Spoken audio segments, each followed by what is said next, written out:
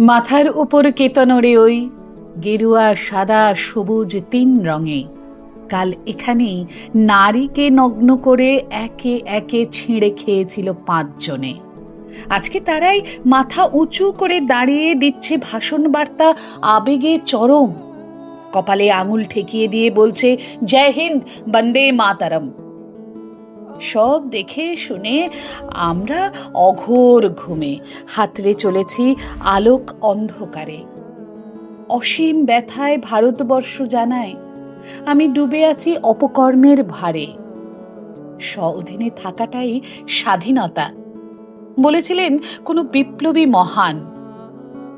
জানে সবাই কি ছিল তার বারতা। স্বাধীনতায় শহীদ কত প্রাণ, মানুষের মাঝে মানুষের হাহাকার, সব ঠিকঠাক বিচার পায় না আজও।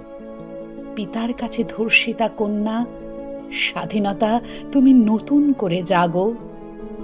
খোলা ময়দানে হত্যা, পরে লাশ, ভয় দেখিয়ে লোপাট প্রমাণ সাক্ষ্য, মেয়ে পাচারকারী দিনের আলোয়, এটাই কি ছিল স্বাধীনতার লক্ষ্য? অর্থমূল্যে বিকায় সুযোগ, চাকরি, শিক্ষিত বেকার ঘরেই আছে দেখো। ন্যায় স্বাধীনতা হামাগুড়ি খায় আজ। স্বাধীনতা তুমি নতুন করে জাগো। কদর পায় না কত ধারালো মেধা, ক্রয় করে নেয় অন্য কোনো দেশ। সব দেখে শুনে চিন্তিত ভবিতব্য, তবুও আমরা খুশি আছি বেশ।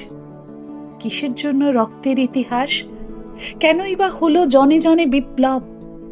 কারা ভাঙবে অন্যায়ের বেড়াজাল? প্রতিবাদী দল নেই নাকি দুর্লভ? এদেশে আর বিপ্লবী জন্মান না। ক্ষুদিরাম বুঝি শিশু শ্রমিক আবাসে? এ ভারত বোধহয় বিপ্লবের দেশ না, স্বাধীনতা তাই রয়েছে অজ্ঞাতবাসে।